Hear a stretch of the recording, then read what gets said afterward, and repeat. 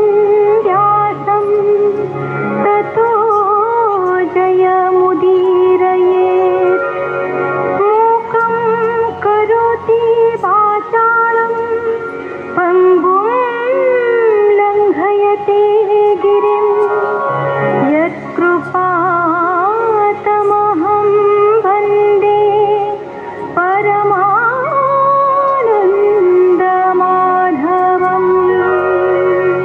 ब्राह्मणर धिक्कार फल अर्जुन अग्नि झास देवाक चाहिए।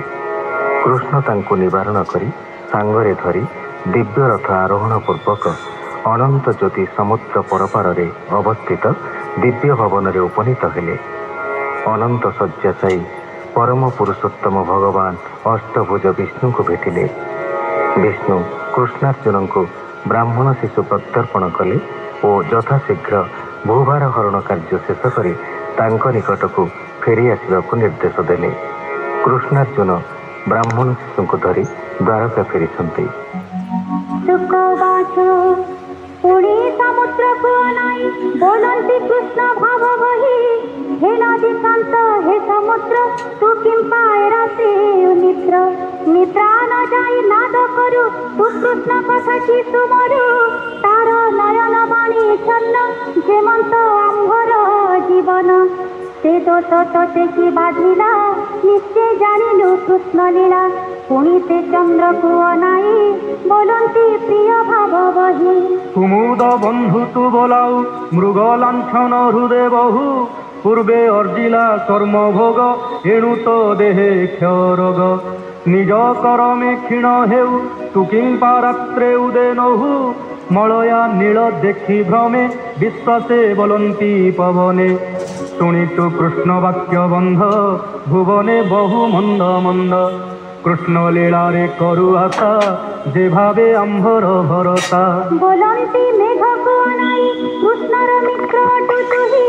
निश्चित करु कृष्ण ध्यान जाहृदे श्रीवत्सर चिन्ह। कोकिल नाद कर्णे शुणी बोलंती कृष्णर तरुणी। शुण कोकिल आंभवाणी आंभे तोहर भाव जानी। तेणु तो दुखी आंभ दुखे कोमल बाणी कहु मुखे। किस करिबु कह तोर तू आंभ जीवन सोदर। पर्वत शृंग चाहि पुणी बोलंती कृष्णर तरुणी। तुम ही धर बड़ धन्य न चलू न बोलू वचन। आंभे गोविंद पाद जेन्हे कुचे लगाऊ सावधाने। तू ही तेमंत करु आस तेणु तू आंभर विश्वास। पुणी चाहती दश दिशे देखिले राजहंस पासे। कृष्णर दूत प्राय मणि बोलंती प्रिय भावे वाणी। आस तु क्षीर कर पान आंभ समीपे तो आसन।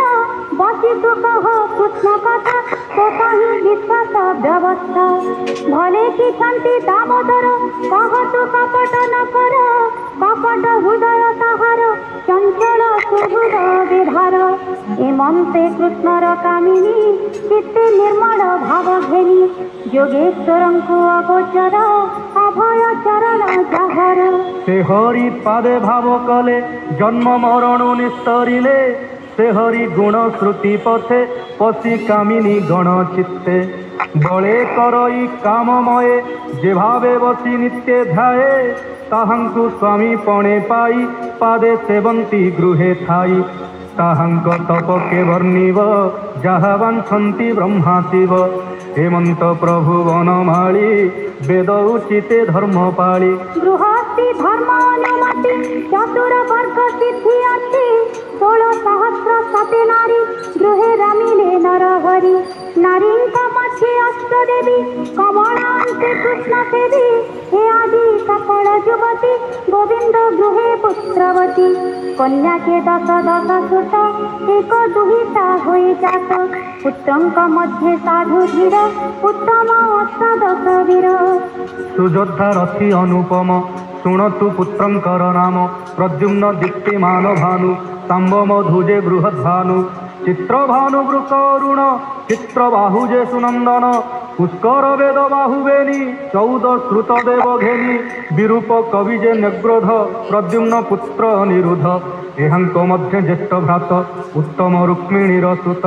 कृष्णर प्राय दिशई रुक्मी जे रुक्मिणीर भाई तार दुहिता ताकू देला ताहार अनिरुद्ध बला रुक्मी पुत्र नारी उदरे कन्याए थिला तार पुरे प्रद्युम्न पुत्र ताहा बरी विवाह कराइले मुरारी वज्र ताहार कहूँ जात एबे हो शुण परीक्षित मुसल अवशेष सेहु तार कुमार प्रतिबाहु सुबाहु ता कहूँ जनम तार कुमार शांतसेन ताहार सतसेन बला सेठारु यदुवंश गला से यदुवंशे मही तले जेते कुमार उपजिले एवं से जेतक संतति निर्धन अपुत्री नुहंती अकाले नुहंती विनाश नाही पापिष्ठ अल्पायुष ए हरिवंशर महिमा के कही पारे गुण सीमा आसन शयन भोजन यदुंक तुले भगवान हेमंते द्वारावतीपुर सर्वसंपद सुख सार अखंड सुख भोग करे द्वारकापुरवासी नरे देवकी गर्भे अवतरी तेजे धरणी भारा हरि स्थावर आदि जेते जन्म खंडिले ताहांकर भ्रम श्रीमुख चाहि गोपनारी काम गरल से निवारी